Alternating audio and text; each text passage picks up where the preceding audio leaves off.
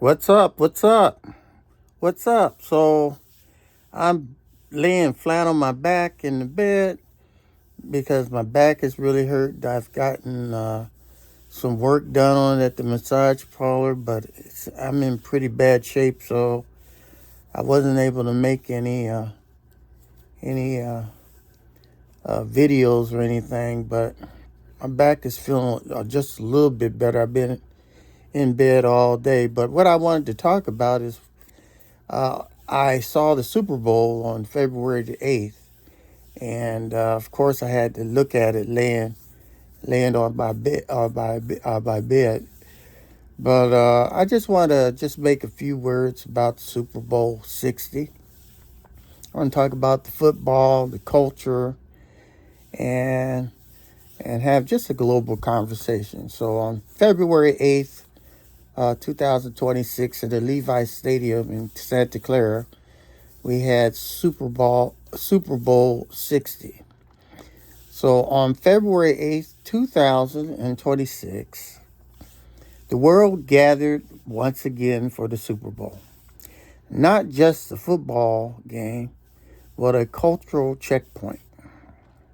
Super Bowl 60 delivered drama on the field, spectacle at a halftime, and conversation far beyond the stadium walls. This year, the game wasn't only about yards, touchdowns, and trophies. It became a moment where sports, music, identity, and politics all collided on the same stage. So, who won the Super Bowl 60? Well, it was the Seattle Seahawks that defeated the New England Patriots with a final score of 29-13.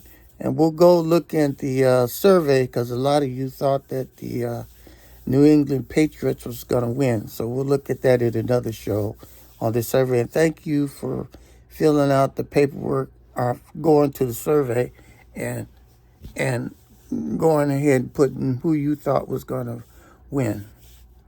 So Seattle controlled the tempo of the game for the opening drive. Their defense played disciplined, aggressive football, enforcing turnovers and shutting down the New England's rhythm.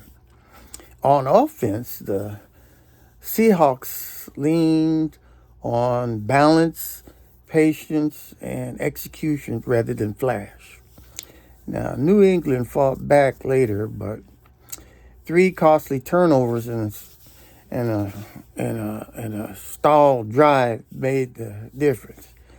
By the fourth quarter, it was clear the Seahawks had imposed their wills. And so Seattle didn't just win the Super Bowl, they owned it.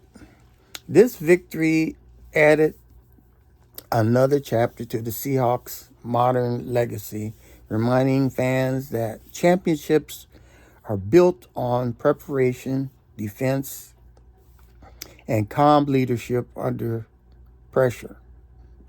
Now let's go to the exciting part, the halftime show. The halftime show, we had Bad Bunny takes the world stage.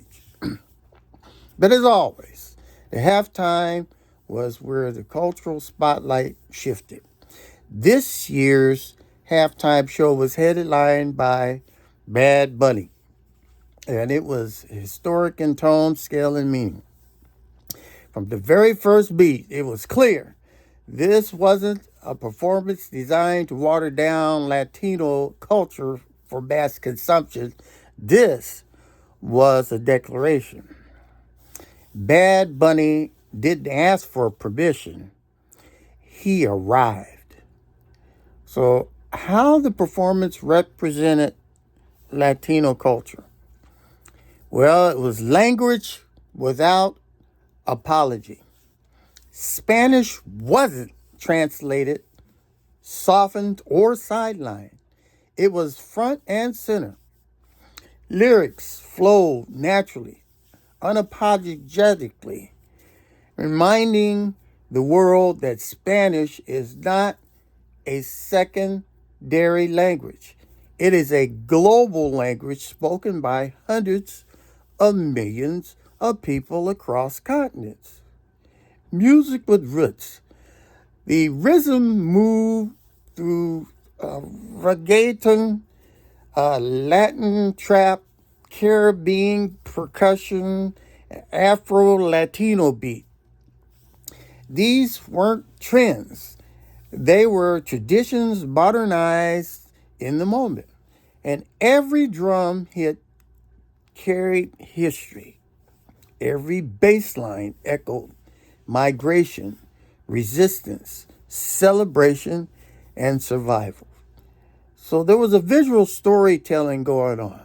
The stage, as you see it, was designed, leaned in a street culture, island imaginary, urban grit, and bold colors.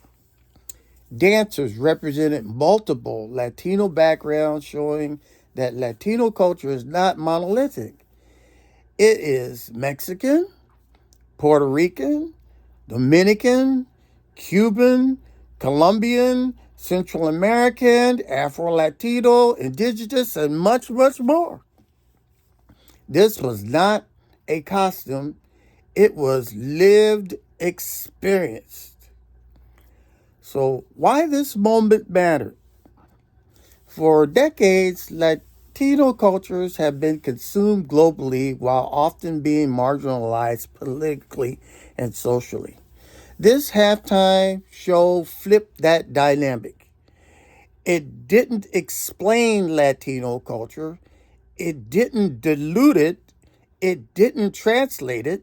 It simply presented it at the largest entertainment platform on earth.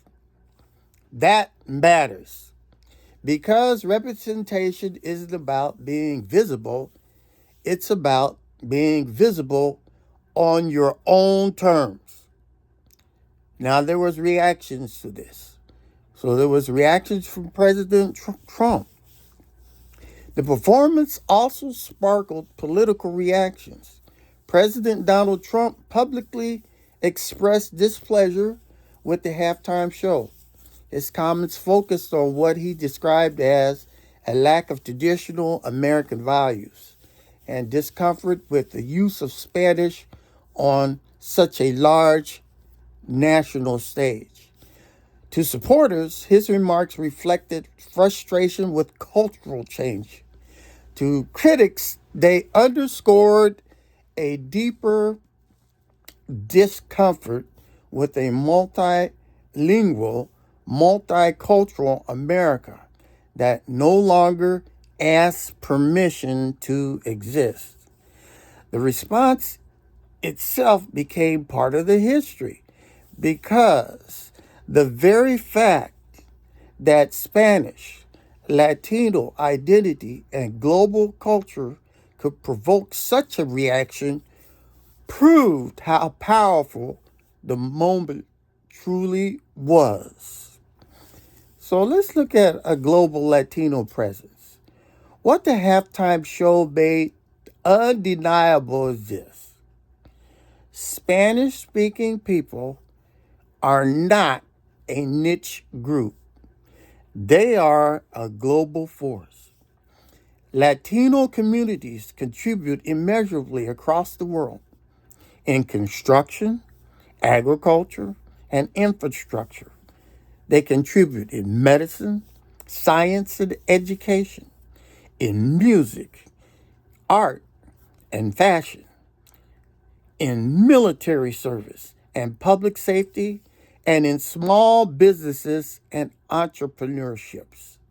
Spanish speaking cultures fuel economies, shape cities, and influence global trends.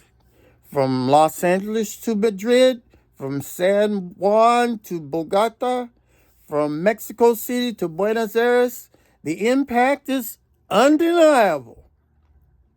So Super Bowl 60 will be remembered for a Seahawks championship, but it will also be remembered for something bigger.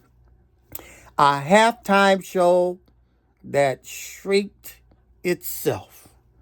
A culture that stood tall. A global audience reminded that diversity is not a threat, it's a strength.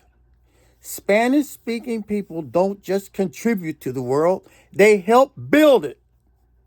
And on February 8th, 2026, that truth played out in front of the entire world. And that's all I got to say about it. And I hope my back feels a lot better so I can be making more of these videos. And I want to thank you all for watching another episode of What's Up. And remember to subscribe.